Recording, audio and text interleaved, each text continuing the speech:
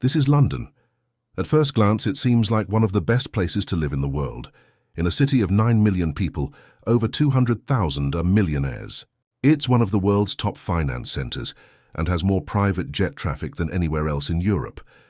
But what was once heart of a global empire has undergone a dramatic shift. Today, more than 1 in 4 people in the city live in poverty, and homelessness is 8 times the national average. Yes, rent has skyrocketed beyond imagination. In 2017, the median rent was around $15,000 a month. Today, for a new tenancy, you're looking at over $2,700, an 80% increase in just 8 years. And in the midst of one of the biggest property prices in the city's history, nearly 45% of all property purchases in central London are made by foreign buyers. And last year, shoplifting in the capital surged by 35.5%, the highest increase of any type of crime. Across London, it's not uncommon to see things like this, basic products like meat and cleaning items locked up in plastic boxes to prevent theft. For decades, London was the dream. Young people came here for jobs, culture, and a better life. But now that dream feels broken. Jobs don't pay what they're used to. Wages have barely grown since 2008. And once you pay for housing, bills, and transport, there's almost nothing left. So how did it come to this? This is how life in one of the world's richest cities became impossible for almost everyone. The housing crisis is at the heart of it all.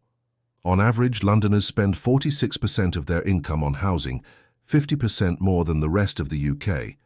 Funnily enough, much of London's current housing issues stem from a seemingly inconsequential decision made nearly 100 years ago. In the 1930s, the average house price in London was £500, 3 times the average income. The concern at that time wasn't whether enough houses were being built, but the unstoppable growth of cities into the countryside. So the government decided to contain London's growth. The idea was simple: protect the countryside, preserve the air quality, and stop cities from using up rural land by drawing a boundary around the city called a green belt. The strategy worked. Nature was preserved, but it also stopped new homes from being built. But this policy came with unintended consequences in the long term.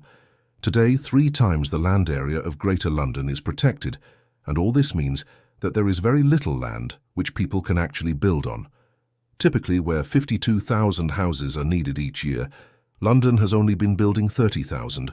Back in the 1980s, Margaret Thatcher's government introduced the Right to Buy scheme, allowing people to buy their council homes at big discounts. It sounded great, and for many it was, but the government never replaced the houses it sold. As a result, there are now more than 330,000 families waiting for social housing and thousands living in temporary shelters.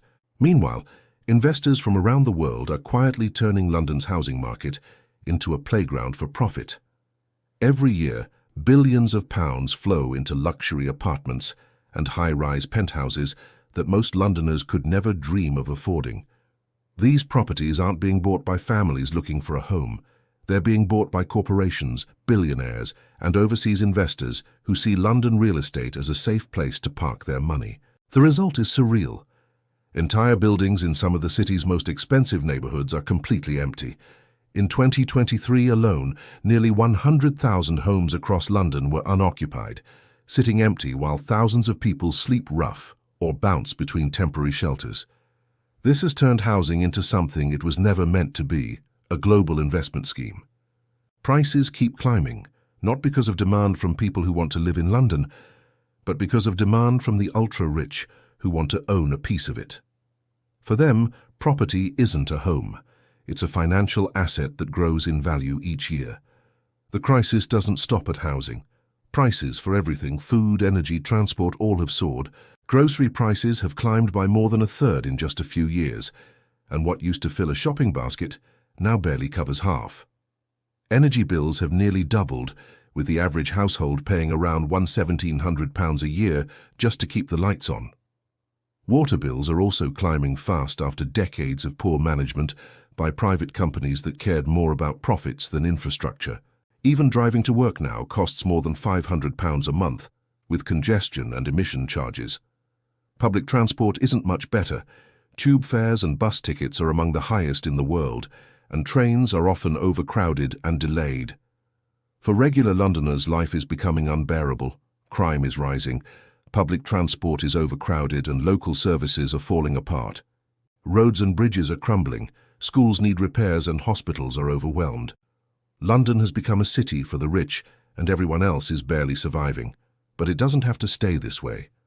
The answer lies in building more affordable homes, reforming the Green Belt, taxing empty properties, and investing in public services again. London is one of the greatest cities in the world, but if things don't change soon, it may no longer be a city its own people can live in.